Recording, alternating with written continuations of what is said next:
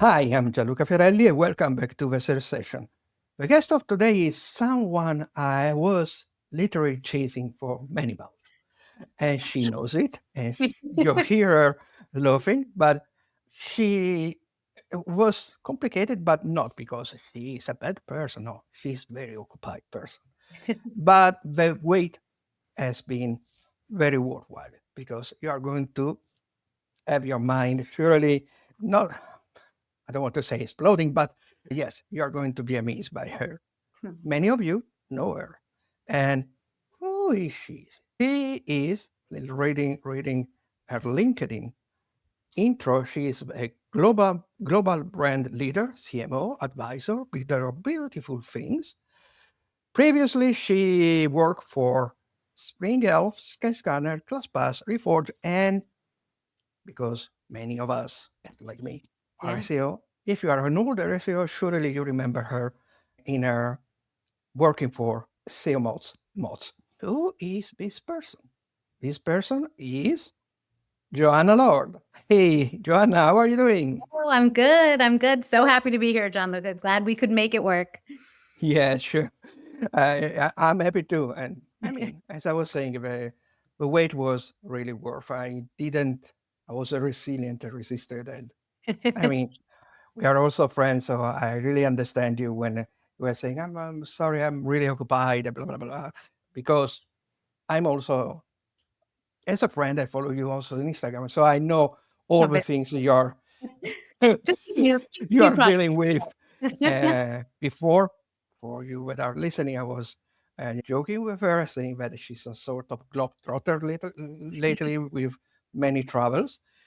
But okay, so I want to ask you how SEO is treating you, which is the classic question I do to all the people, to many of our guests, because obviously you are not an SEO. Yeah. Even if maybe 1 minute we can dedicate it to SEO Yeah. in the bigger context of branding, because SEO branding are a quite common topic, at Yeah. least in the last 12 months. So I will retune the question, but maintaining relevant to our conversation. So, how all this AI friendliness treating you lately? Oh my gosh. Yeah. It's a great question. I mean, like everyone listening, I'm sure, I am soaking it all in. Definitely a student of all things AI. I'm personally loving this season. I have found it very rejuvenating after many years of kind of like going in different directions with marketing and growth and brand, because this is like such a massive shift in not just what we're going to do, but how we're going to do it. And so I'm loving it. I know we're going to get into it a little bit in conversation, but especially the last couple months, a lot of the projects I've been working on are really about how to think how AI is reshaping marketing and how it's reshaping our teams and our strategies. So I think it's been really fun because I get to talk to people that are, maybe further ahead on the curve and hear what they're doing. I get to talk to some people that maybe are a little slower to the kick and help them out. So I'm loving it. It feels like a wild west in a really good way. I find it very energizing. Cool, cool. Yeah, yes. It's obviously in the search session we talk about the impact AI is having not only in search, but especially on the people performing search. So how it's reshaping the search behavior, which is surely an interesting thing. And one of the things that you are saying, okay, AI is somehow we are living in a Canva that is being painted real time in this Absolutely. moment. So, but one of your latest LinkedIn posts that I found really fascinating was, okay, with the impact of AI, how branding team, marketing team are going to be reshaped Mhm. by AI. So you were individuating a few AI native roles. Can you two questions? One, if you can summarize, which are these? What are these AI native AI roles? And obviously, from where, from what other figures that are existing, these AI role can emerge? Yeah, I love this, and I I am spending a lot of time on this, so I'll give my thoughts, but I know I would love to hear your thoughts too, Gianluca. Like, I think everyone Sure. listening is probably seeing this real time. And I'll kind of come at it from two different dimensions. I think one, I think it's in general, there's a lot of noise going on. And I think there's a lot of people, candidly, writing what they think is going to happen, but we're still testing it out, right? Like in-house teams, I'm currently consulting and I have a lot of different clients and they're all at a different, as I'd say, like step in that progression on how AI is changing their structures of their teams, the roles on their teams. And to some degree, you almost have to bifurcate how is it changing existing roles that have this like historical legacy mandate, like to your point, SEOs, like how's it changing their roles? And then to your point, I'm probably most interested in these new, net new, completely AI native roles, which would never have happened if we hadn't seen such a technology shift. So I'll kind of go at it from two directions. I think one, I believe what AI native roles a company has will depend quite a bit on what stage they're at. So, like, I think you will find that early stage seed and series A will still see AI roles as like multipliers. So, you might not see that many AI native roles. It might just be that many roles are using it as a way to like be more effective, more productive, do the job of 20 instead of the job of 3. I think that mid-level kind of Series B, Series C, irrelevant of your model, right? B2B or D2C or B2B or B2BC. I think you will find that those roles you will start to see the emergence of AI specific roles and mostly analytics and insights, which I'll talk a bit about. And then I think you're going to see these late stage companies, and we already are, start to post these like AI leadership roles to the point where there's very likely going to be kind of a head of marketing AI and insights role. And I think that will become like it will be AI native, very powerful lieutenant to a CMO. And I went as far in my LinkedIn post, like I deeply believe that in the next couple of years, we will see, I'm always thinking about kind of succession planning as a CMO. And in the past, my head of growth or my head of brand have always been like my strongest candidates for succession, tend to be well-rounded, tend to have multiple channel exposure, tend to be great leaders, larger orgs. I think we're going to find this AI, head of marketing, AI, and ops become the most likely successor to the CMOs, which means they'll be the CMOs of the future. So we'll go deep on some of that if it's interesting, but like I think we are seeing a massive shift, particularly in mid and late stage, to AI native roles. Yes, I think it's the same. And one of the reasons I found very interesting your hypothesis for the future is because one of the problems with us SEO as a community and let's say niche industry was always to what people we must talk with. And it has always been the problem that who are our level, the real stakeholders to whom we have to talk. And I think that the eruption of AI, the fact that AI is so important for us, and AI is going to be so important also for growth manager, growth VP, all these persons that you are portraying, is creating a common ground. In the future, probably we are going to have less problem in exposing why we ask some things to be done. But another thing that I want to ask you is you just said that you are consulting with companies that are at different stage levels of implementing AI in their work. One question: what is the most common misunderstanding that Mm. you see companies have about implementing AI in their working cycle? Yeah, that's a great question. I think the number one, and we're almost coming out of this, but for the last 12 months, the biggest misunderstanding has been simply AI is an efficiency tool. Like, and that it's just gonna make me more productive. And I think, by the way, we saw a lot of the early AI transformation plans that companies introduced be really focused on tools. And I read a stat, there's like 80% of marketing leaders are saying that they will be increasing their investment in AI in the next 24 months. We just assume that means tools. And a big part of it, of course, will be tools, right? Like, how can I deliver more variations for performance marketing, design, content? Sure. But I think the biggest misunderstanding is that it kind of stops there. I think more importantly, it's like, and this is where you're seeing some companies have massive advantages, is they're starting to say, okay, outside of just AI tools to do more with less, how am I going to leverage AI either in my marketing strategy or in my product strategy so that I could just fundamentally grow faster?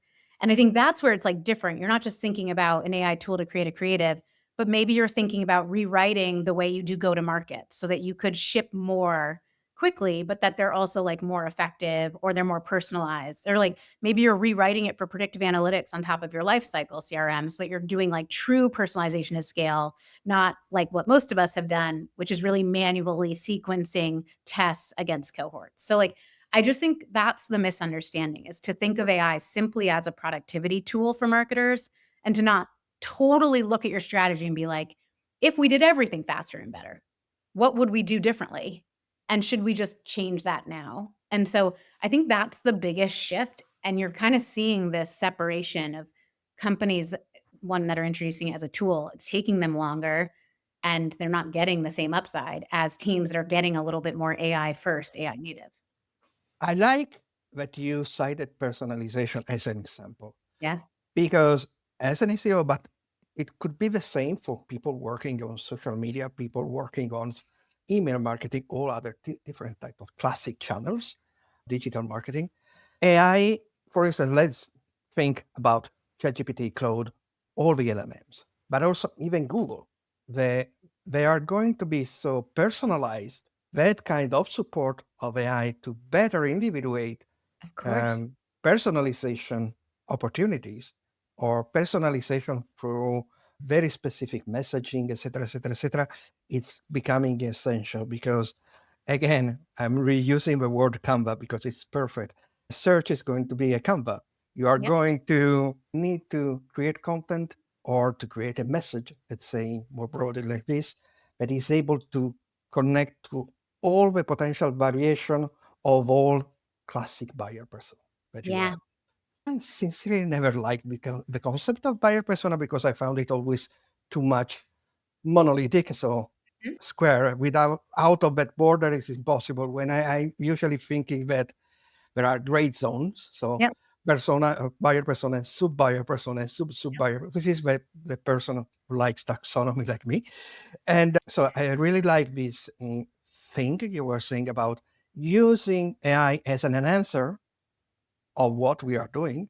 So Yeah. to make it not just to make it faster, but to make it better.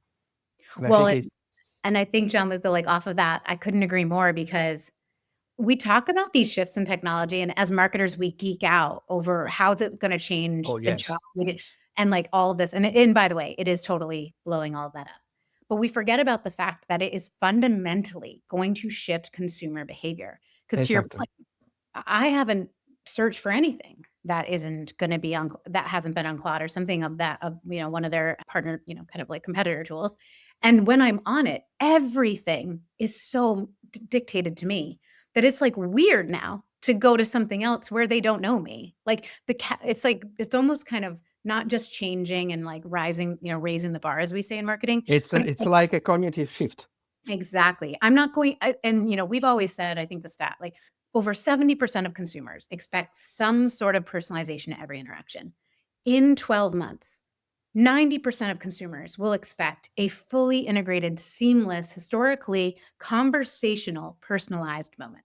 Like and that's going to happen in the next 12 months. Like just because the primary way they search or discover has become so fundamentally conversational, you know? Yes, and that's why I think that in terms of marketing channel, the need of integration Mm, between all channels is so needed because, for instance, SEO can somehow, because of its own history, can help brand and mhm. product to discover things that are popping out. 100%. But a mail marketer and customer team, for instance, can feed SEO about the needs that are coming directly from potential leads, potential clients, existing clients, and so on, Mhm. in order to reinform all the content strategy. The Yeah. content strategy then take I these sort of big ingredients and start making a soup and working and we end with branding and so on for the personalization messaging Yep. and the super personalization of positioning of a brand. So Well, I and think this is maybe in terms of operation from our more hands-on side, the biggest change. I agree. And I mean, to your very first point there, it's like we're going to become more integrated to be successful. And I don't know about you, but like we've all been at this a long time. It's really hard to integrate effectively to like not just like marketing channels across marketing channels when they're run kind of in silos, but then to do that well with product as you think about activation or onboarding and retention and win back. And that's one of the reasons why I think that this AI native, one of the key AI native roles, if not the most significant, will be kind of head of marketing, AI, and insights. And I think it will be so powerful because we're actually going to more than ever before be able to explain what's happening that's culturally relevant, like real time, like, and kind of that gets into the resonant of like what our consumers are thinking about, whether that be B2B consumer, buyer or consumer. I don't think I think other teams will need us more than they've maybe needed us more recently, because we will have that real time insight coming in. And it's like, how do we organize internally to make sure everyone is consuming those insights in the way that marketing will be to do better content, to do better creative? Like, I think will become a really big advantage for some companies. Yes, and I'm noticing myself in my daily work something that this kind of shit. For instance, a really simple example, practical example. All my clients have their own CRM, usually Salesforce, HubSpot, whatsoever. And as an SEO, I usually was asking very precise question about the business, the persona, the messaging, the positioning at the beginning. But sincerely, I never was so interested in digging to the CRM. Yeah. Now, I think that one of the tools, and this many SEOs still don't get it, that you have to do is talking with the guys managing the CRM in order to ask them to, Hmm. to teach you how to use it as an analytic tool. Because honestly, Google, ChatGPT, Google still some data is giving to you. ChatGPT, all the LLMs, Yep. nothing. Yep. You have just to guess what what is happening, if what you are doing is correct or not. And so the CRM maybe is going to be the gold mine for Hmm. information and for informing things. Hmm. And maybe in this case, this is for me one of the effect of the integration that I was talking about before. Yeah. But then you were also saying using AI not only for making our work more efficient, more faster, and so on, but also to, as I was saying before, enhancing our Hmm. capabilities. And I'm a geek. So when I think of AI, I'm not really thinking about ChatGPT or AI overview. I'm thinking, for instance, how a specific model of Gemini is helping medicine in discovering and creating new molecules Hmm. or discovering new ways for fighting certain type of cancers. So Yeah. that kind of use, that kind of more than use of mindset Yeah. should be implemented also on a business level, not Hmm. only on a researcher level. Yeah. And to implement that state of mind in order, because so you can individuate and create more effective, faster way, more impactful way to create a Yep. real messaging of a Yeah. brand. Don't Yeah, you I think? mean, I've spent a lot of time thinking about this, especially in the last year. I've written a lot about it, but I believe fundamentally the best companies, the most successful companies have found a way to lead creatively. And like, I think that people can hear that and be like, "Oh yeah, like it's so brand, it's soft, it's," and they immediately think design or they think content. But what I'm really saying is like the best of every product idea, brand idea, community idea, like it always comes from a really interesting insight that was probably wildly hard to uncover across really large data sets, if we're being honest, or really small data sets that have like a lot of complexity to them, even. And then being able to take that and attach it to something culturally relevant, right? And I call that like the combination of cultural zeitgeist. And that's kind of what I mean. Like when I get so excited about AI is if you just take a traditional marketing org of any company any of us is working with, traditionally, like, you have all this data as access if you're lucky, and you know how to access it if you're lucky, and you kinda look at it, and you're trying to come up with these, like, really interesting ideas, and that should precede audience strategy, use case strategy, channel strategy, economics, budgeting, hiring. It should precede it, and normally, we just kinda I think that's an overlooked stage. I think it's an under-leveraged stage, and it has only ever been as good as usually the marketing leader in seat, right? Like, what have they seen? And or the leadership team more broadly. But what AI unlocks is, like, access to every idea and you can leverage it through prompts to be like, I want to be bolder, I want to be more conservative, I want to include this concept of cultural identity, I want to stay away from that social topic, like, and I really get excited when I think about how good all the other pieces will be when that first input is exceptional. And we couldn't do it before AI. Like, there was no way. I have 20 years of experience, but now I have unlimited years of experience. I have access to unlimited marketing leader years of experience, chat agents being created by my peers. Like, I have unlimited access to creativity. So that's where I stretch it a bit and it freaks people out. But when you think about our jobs, they have always been on the downstream, make the most out of whatever was up here. And I'm all like, yeah, we can go anywhere up here now. And it's going to be the best ideas if we invest in how that creativity is leveraged. Yes, the importance is the quality of the data that you are using for the model. Yep. Obviously, that is the biggest investment that must be done. Yeah. And well, in this sense, we are a little more lucky sometimes because obviously it's limited because it's a search. So we have, for instance, if we were smart and saved month after month after month after month, always Google Search Console data, for Hmm. instance, with queries and so on, we have tons of data and to use. But what I like, I don't know if you agree with me, is even if it's not consequential, because AI is very start from this, go for this, go for this, is to brainstorm with AI premise, with a wonderful model behind, interact with AI for brainstorming, but somehow being me, the one who is picking the nose of AI, and especially with lateral thinking, which is not consequential for an AI to do. Yeah. But, Agree. but for instance, I'm starting to write something, and because I'm a passionate of mini painting, Oh, yeah. and Yeah. I was saying, okay, let's go using deep research of Gemini, and I was saying, okay, let me try to see if it's stupid with this idea. So let me compare LLMs, the architecture of the LLMs, with the technique of Yep. painting miniatures. And it was coming out with this quite good metaphor. So I'm probably going to use it for writing a post. This is a very simple example, but I think that this is maybe the best way to use AI because doing so, for instance, having demographic data, feedback data from the customers, search data, social media listening data, and so on, and focusing on products that you have.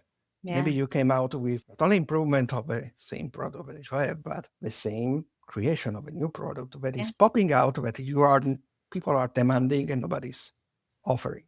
Yeah. I mean, I don't want to take us too off track here, but since you'll humor me for 30 seconds, like, well, you're this idea of a dance partner for brainstorming, like, it was somewhat lost in COVID, right? Like, in this, and as we kind of shifted to, like, a lot of us working at home, kind of perhaps more just general remote working behaviors, even in a return to office environment, the dynamics are different, right? And we've, like, taken Mhm. with us how we worked at home and into the office. What we're kind of seeing with AI, and I think this is powerful, is a lot of our critical thinking skills over the last couple of years, like, we probably have not even noticed how much they've atrophied because they are done through synapses firing through unexpected criteria in our environment. Like, that's why we always talk about the water cooler. It's not the water cooler. It's that we went to the water cooler, we heard something we didn't know, and it made us think something we weren't thinking. And I think that has been somewhat lost in the last couple of years. To leverage AI, like you're saying, as a brainstorming partner is basically manufacturing that. However, the coolest part is it's a conversational agent. Like, they also remember the last 18 water cooler ideas. And, like, I think there will be so much that we get from that. I certainly use it as a prompt of, like, what am I not seeing? If you know me, where do you think I should take this that I'm not taking it? And it blows my mind every time. Right.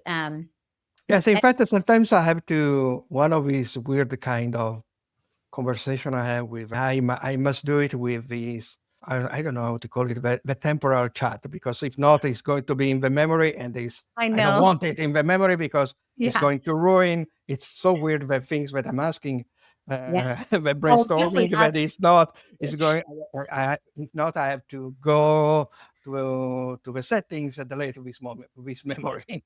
And we're the audience that knows this, right? The SEO community understands search history. We understand algorithms. Yes.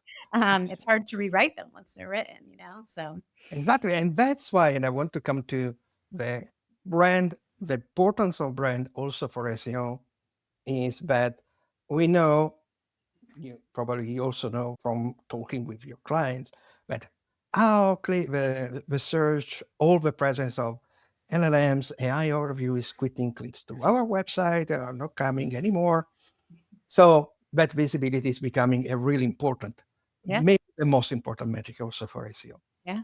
And the problem is that what kind of visibility and why the visibility is important. And I'm always stressing that the visibility is because so your brand is Mm. always there and Yeah. is creating a memory in the mind of the person you want to target. And I think that this is maybe the biggest relation, apart all the technical stuff of knowledge graph or structured data, where SEO can be helpful Mhm. for branding. No, I for agree. for more for than for branding, for brand positioning Yeah. in visibility and awareness. However, we were talking a lot about AI, but you also say one other thing I've seen, that on the contrary of what many other people says and think, AI is somehow, if well used, is maybe going to help us recovering and making rediscover the importance of the human touch. Yeah. So the importance of the one-to-one relation in certain sense, but also of the human values put into a brand. Yeah. And so in order to make it stand versus competitors, it's not just a proclamation of somehow super high values, which the classic about us, our mission is quite still Yeah. valid, but somehow so high that are substantially in a galaxy far, far away, Yeah. but to make it closer to Yeah. the reality of people. Yeah. I I mean, I've kind of I feel like I've said this a billion times and I could say it a billion more, which is, you know, at least in my kind of career, I've seen the pendulum swing a few times, and the attention that we've kind of given to reach and like the size of our reach is a beautiful thing because, you know, again, for a long time, we only focused on outputs, right? And then we kind of moved up and we're like, oh, outputs are an output of inputs, and inputs, oftentimes we got to look more upstream. And we thought a lot about reach. Like, and as a brand leader and someone who has just studied this for so long, I think we've come a long way. It used to be like you care about growth or brand. Now we realize they're intertwined. It's a rising tide. It helps your downstream economics. But I think the bigger challenge is now we think about brand and we just think about awareness. So yet another learning curve for all of us because awareness, the idea of like how big and how aware, aided, unaided, what is the general reach of your audience? How loud is the microphone, right? It's a very powerful thing. If you don't care about it as a brand, you should, but that's not enough, right? Reach is easy to buy, whereas resonance is like hard to earn. And resonance is about recall. Resonance is about staying power, alignment, and depth. And I think that's where the next frontier will be. And that's where AI will be wildly powerful. And you talk about values, and I think I mean, I certainly share this, which is like, yes, it is important that people, our consumers care. They will buy more from us and we will be more successful reciprocally if they believe in our values, right? I think 77% of consumers, when given the chance between two brands, will buy the brand that has more aligned values. But I think to your point, it's not always about this like deep relationship with our mission statement and our values. Like I will preach all day about the power of that and what it did for Patagonia and like, but there's plenty of ways that you can translate that down to less lofty, more tactical application. So, and I'll use like fast fashion as an example. There are a lot of fast fashion brands, you know, take sustainability aside, which is a whole other problem, but like they're very successful even though they don't have like a deep resonant relationship. And the reason they are is because what their value is reliability. Like buy this today, get it tomorrow, right? And to someday like Amazon Prime is that, right? Like I don't like deeply align with Amazon, maybe top value, but I love it when I buy something for my 3.5-year-old daughter and it's here tomorrow morning by the time we wake up. And that's the shared value. That's the authenticity. And that's the resonance they've built with me. And therefore, I will always say, yeah, just go buy that on Amazon. You'll get it tomorrow by 4. Like, so to that point, I think it's really critical right now that marketing leaders, irrelevant of the domain you lead, are thinking more about resonance in addition to reach than they ever have, because this will become critical as as consumer behavior shifts to AI. Because the number of touch points is one thing. The depth of how those touch points stick with us is far more important. So I have a lot of thoughts about that, but I think that's where I am. I always push and always will advocate for a deeper look at resonance and recall, and investing in those tracking tools and making sure as a company, you know how you're tracking, because reach is easier to get these days. But resonance is wildly harder than ever. Yes, Actually. yes, because that's why even if it's a really, really old concept, the purple cow, the set coding, it's still even more important than ever because Yeah, it's reference. Yeah. and also because coming to my field, it's resonance leads to memory. Leads to a visit, Yep. and the visit means memory, physical memory in LLMs, in Google search history, and so even more amplification and visibility. 100%. It leads to more visits, yes, and it leads to more advocacy for net new visits that you didn't buy. Like, But and then, like, just in a we're in a more competitive market for any category than we've ever been, and we will now that more companies are getting built on top of AI every minute.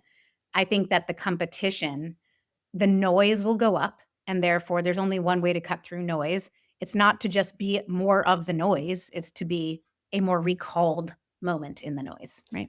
and regarding this, I was to introduce maybe a variant in our conversation.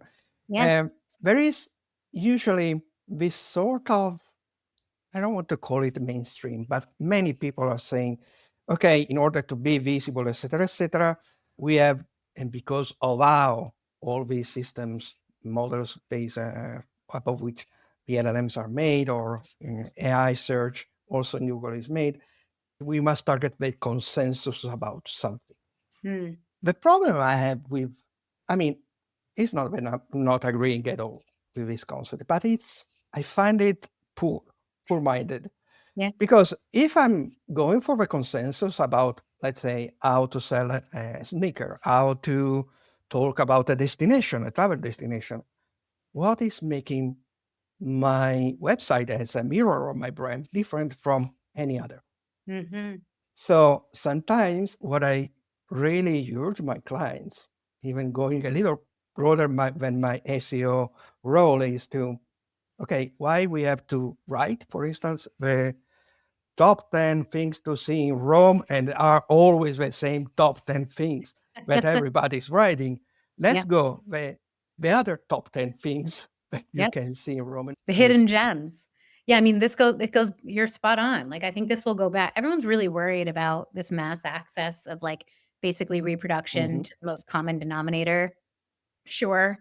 But, like, also, we had that before with teams of really cheap content writers. Like, I don't we all have had that same challenge in Siren Song, that you can just, like, mass produce generic, kind of common. And I think what we have seen time and time again is differentiation is found in the lens you take. It just happens to be now the lens is a prompt. The lens used to be a conversation in a room or an email or a Slack that you had with someone on your team, or as you were making some sort of strategic decision. And now it will be overlaid with prompts. And, like, the more sophisticated we are in thinking through our brand's values and what are we uniquely believed to be true. This is why, by the way, Gianluca, on a tangent, I think you're going to see a whole slew of brands that forgot to build brand houses and messaging houses. And they're going to be like, wait, and they're going to have a crisis. Like, what do we stand for? Because it's going to matter more than it did a year ago. And they're going to feel more sporadic as consumers. We're going to start to see brands who are like, they're going everywhere and anywhere because they can produce faster, but they don't have a point of view. They, like, skipped it. And that's what I mean by that very first and important step. And I think as SEOs and search marketers and just general digital marketers, our work will get better and tighter because more people will finally care about all the things we've told them they need to care about. And that's just the reality. It's like it's not optional, you know? No. And regarding about this, somehow connected, actually very connected, you also talk a lot about how, I mean, the creator economy is something that is not new. I mean, it's Yeah. already a few years that it's existing and thriving. And actually, I'm a real big consumer. Again, going back to my hobby, all the person that I follow are content creators on YouTube or Twitch or Instagram. We're So, in all day, Gianluca. I'm here for it. Let's do it. yeah. So you're really stressing out in that this collaboration, because somehow the content, the creators, let's call them creators, Yep. and brands, at least from what I saw, they until now they moved in parallel path. Hmm. Very rarely they converge. I Mhm. only saw very few cases. One is coming out. I saw it very recently.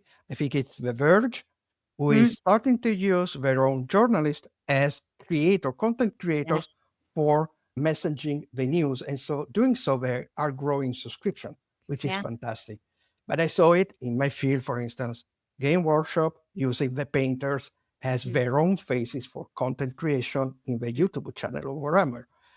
And but I think that you are really spot on in highlighting the importance of merging the path with the content creators because one, usually they are the ones that really know everything. Even they maybe know your product even more, even better than your product team. Yeah. And secondly, because they have their own knowledge of superfans Yep. about your product. Yep. So creating a genuine not to, let's say, based on money. Obviously, there is also the economic part of the collaboration, but making this a real, true, felt Yep. collaboration, I think it's going to be very important for resonance, memory, and so on. I couldn't agree more. I'm gonna butcher this reference because I wasn't prepared for it, but Sephora just launched this last week or this week where they're getting rid of basically like referral links and they're just gonna build for creators. So now creators will have Sephora storefronts. And it's like, I love this because duh, like, but still 5 years ago, Sephora looked at it and they're like, we need to control this. We are the storefront. They can post on their channels to their audiences and use our referral links and get paid. Fast forward 5 years, and they're like, we can't control this. Why are we controlling this? We're actually hurting ourselves by controlling this.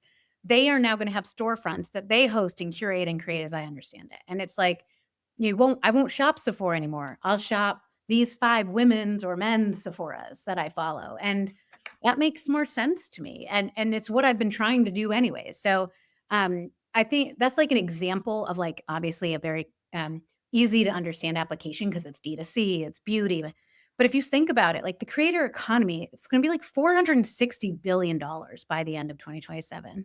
And like we have so much proof that brands that market through creators get higher engagement and make more revenue.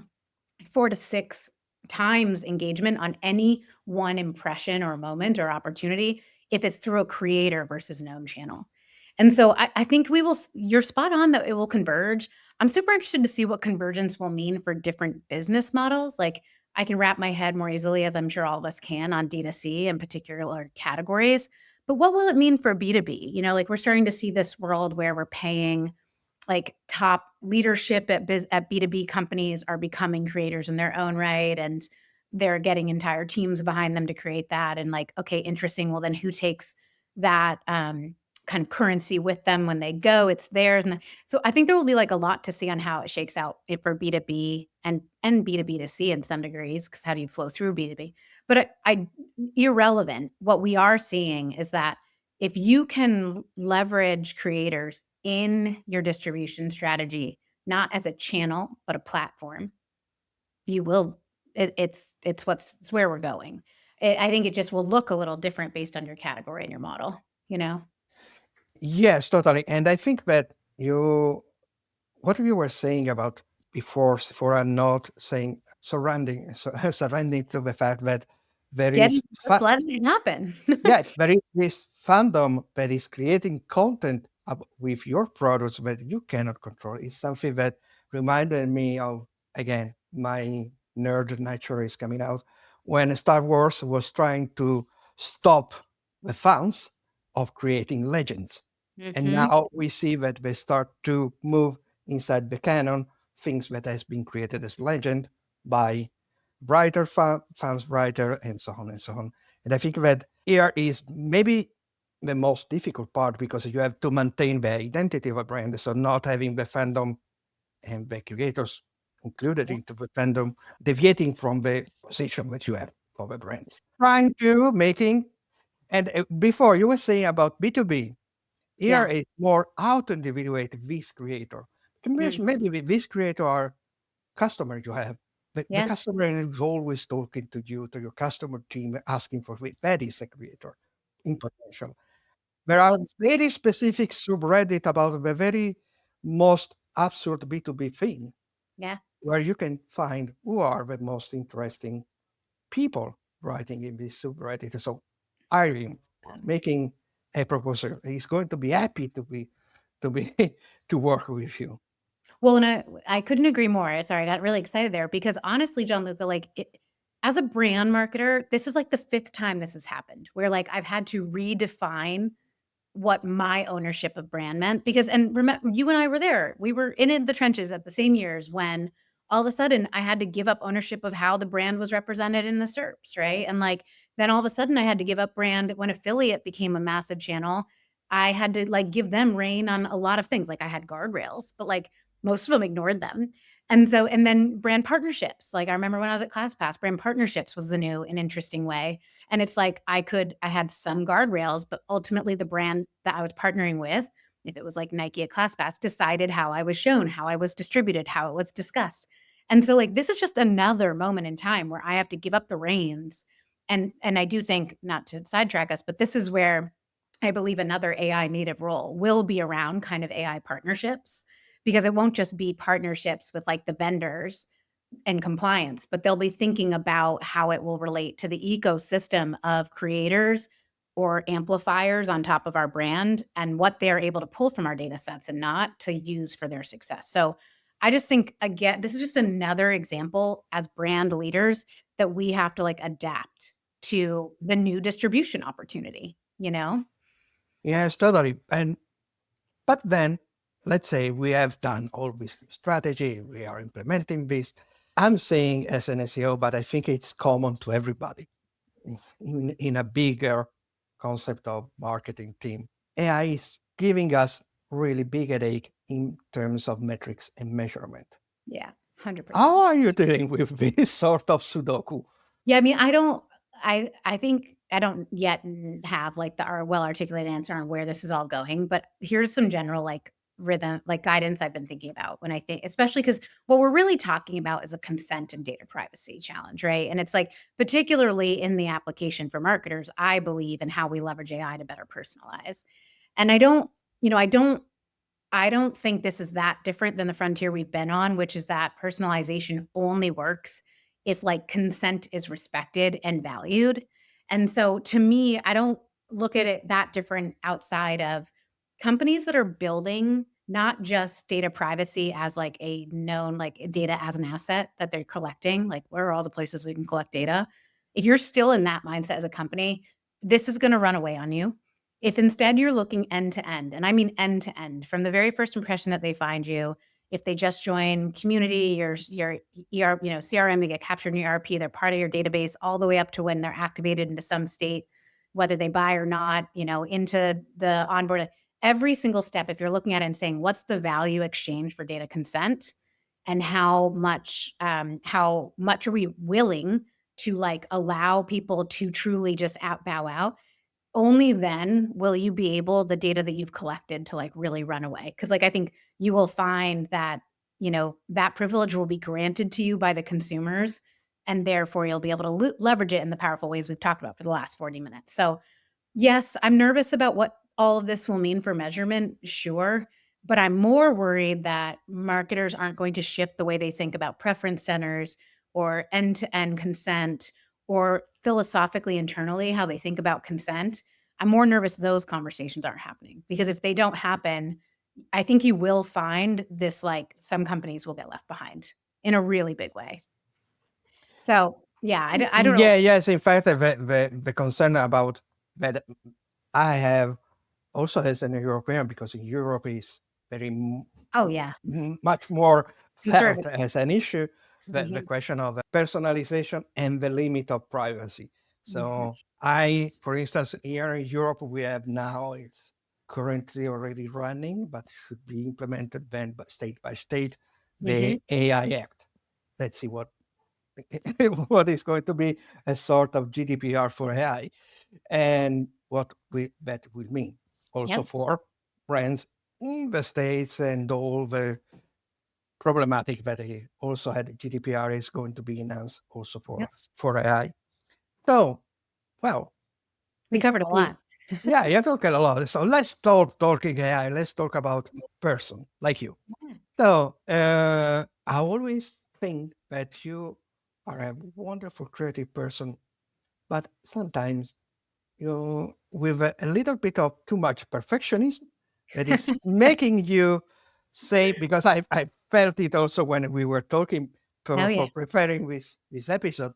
So you as a person that you need to be, which is somehow also my problem. I tend to sometimes procrastinate things because I'm Mhm. never satisfied with myself Yeah. sometimes. So how do you deal with this kind of personal character that maybe you're fighting for for delivering the work that you Yeah. have to do? This is Yeah, I am a interesting. very, like, loud and honest, like, I'm super type A. And, by the way, it's not everyone's favorite trait, right? Like, I've certainly had my fair share of challenges working in my career because I'm either overly perfectionist, or the more common feedback I've received, and certainly earlier in my leadership career, I just had such a high bar. Like, I'll actually Oh well. never yeah, I'll never forget, my old boss at SEO Moz, Jamie, pulled me. It was one of the most pivotal moments in my career. I don't even know if he knows this. He pulled me into a room and he said, your bar is not for yourself, should not be is not everyone else's bar for themselves. Like, stop projecting, basically. And I was like, oh yeah, that makes sense. Like, and I think, I was brought up, I feel very lucky how I was brought up. I have like two very hardworking parents. I feel like and I've done a lot of years of therapy, Gianluca. Like, I deeply believe that I have been on a journey to, like, prove, do great things as a way of, like, thanking them for, like, the sacrifices they've made. And I think that what I've realized over the years is, like, I can't let that become an obstacle, like, to moving fast or to maybe taking some risk, and that's just a constant battle for me. I think, I've gotten better as I've gotten older, because I think in general, as you mature, you get a little bit, I don't know, more Well, rebellious. that's always not always true. Yeah, maybe not. Maybe not. I do think becoming a mom is certainly, while it may sound cliche, has been a great journey for me on this, because you have to relinquish control. And there's no sense of perfection anymore. Like, my entire house is covered in pictures and handprints, and, like, it's not, you know, I've had to let go more than I ever have. So I think it's a balance, but I also think it's really powerful to know your natural predisposition. And I've used it for good, right? Like, I work fast, I work effectively, I organize my days to when I'm most productive hours. Like, I think it's a balance of your superpower. Mine is Mhm. type A perfectionism, kind of like using it for good, but not letting it become a An hindrance. obstacle, yes. Yeah. And a very somehow sound a silly question, but I think it is not. Can lead to a more profound answer than it could be imagined first. So you now are living in the super sunny, super hot Florida. Yep. So and you declare yourself publicly, so that's why I'm saying it, a Vermont girl. Yeah. So how can a Vermont girl live in Florida? I Yeah. mean, what do you miss? What do you miss of Vermont? Yeah. It's funny, John, because when I remember, lucky and thankfully to you, I got to go to Valencia, and I remember loving that feel of it, almost like tropical, like the orange of the trees, the sun, the water. Mhm. I think I was in search for that until I found where I live now, which happens to be Boca Raton, Florida. I tried to, like, Oh, manufacture it in America. yes. And I'm very grounded here. Like I'm looking out my window and I feel a sense of peace. It's a lot quieter. I've lived in a lot of cities, New York, London, Seattle, LA, and I enjoy the race. But to your point in the previous question, when I'm in a race, I run very hard. And so I Mhm. have found that like the environment, the Vermonter in me wants to calm down, wants to downshift.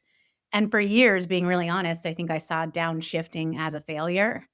And now I just see it as like a powerful tool, that I have to recharge and refocus. And so I do think as a Vermonter, the things I miss, I'm actually getting more of in Boca than I've gotten in my previous places living, which is why we love it here.